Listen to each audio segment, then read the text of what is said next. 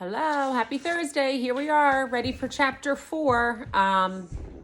When we left off, Andrew was sitting in front of his mother's mirror, waiting to see if the freckles would appear. Here we go, chapter 4. Pretty soon, something happened, all right. Andrew turned greenish and felt very sick. His stomach hurt. At 4 o'clock, Mrs. Marcus came home. "Yoo-hoo, Andrew, where are you?" she called. Andrew heard her, but he couldn't answer. He was too weak.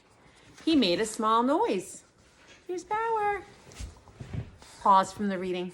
Bauer, say hi to everybody. Yes. Where's your boy? Say hi. "Andrew Marcus, is that you?" His mother stood in the doorway of her bedroom. "What are you doing in here? I told you to play outside. And why didn't you change your clothes? Didn't I say to change your clothes?" Andrew made another noise. Mrs. Marcus looked at his face. "Andrew, you're green. Absolutely green. Are you sick?" Andrew nodded. He was afraid if he opened his mouth, he'd lose the freckle juice. "What hurts?" Mrs. Marcus asked. Feeling his forehead, Andrew moaned and held his stomach.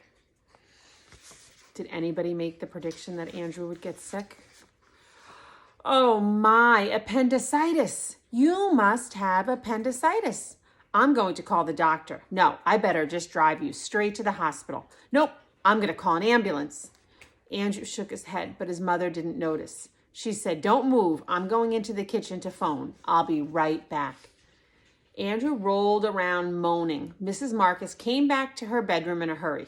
"Andrew Marcus, I've just seen that mess in the kitchen. Did you or did you not make something and eat it?" Oh, he forgot to clean up. Now she knew. Well, he didn't care. His stomach was absolutely killing him. "Well, young man, I'm surprised at you. Surprised. Mrs. Burroughs offered you milk and cookies and you refused.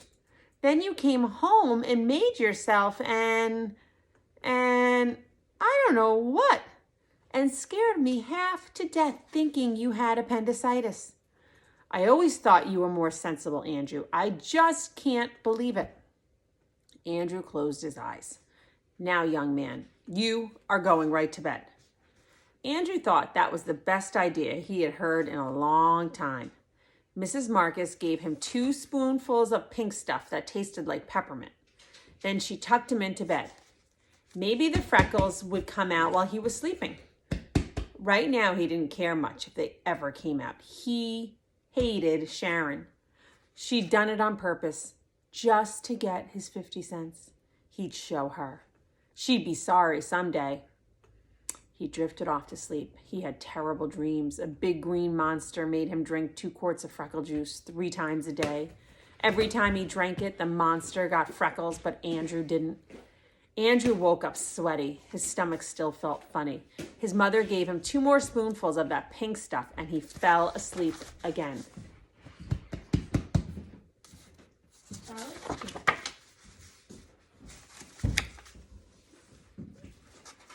The next day, Andrew stayed home from school. He only looked in the mirror once. No freckles. He wasn't surprised. At noon, he drank some hot tea. He wasn't ever going back to school.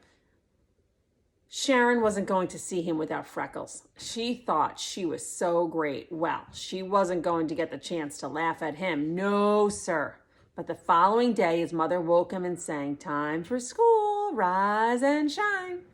Don't forget to wash your neck and behind your ears." She pulled the covers off of him. "I'm not going to school today," Andrew said. "I'm never going to school again." He hid his head under his pillow. "So, I've got a school dropout in 2nd grade. We'll have to do something about that. Here are your clothes. I want to see you up and dressed before I count to 15, or you're going to take 3 baths a day, every day for the next 10 years. Here's Bauer again. Now, where was I? Next 10 years. No. Andrew got dressed. He ate a breakfast bun and drank some milk. But he couldn't let Sharon get away with it. He had to do something. Grab me a treat. All right. So that's the end of chapter 4. Andrew is thinking of a plan to get back at Sharon. Any ideas what you think Andrew might do to retaliate or to get back at Sharon when he goes back to school? Here, pass it over to me. Come here, B. Here's Val. Okay, sit. Hey, sit. And say hi. Here's Bauer. He's not sitting for long. There he goes. He's off. All right, Diamonds. Have a great Thursday. I will check in with you tomorrow. I left a few messages on Blooms. Stay in touch. I miss you all. Love all the pictures. South stays engaged. We're doing it.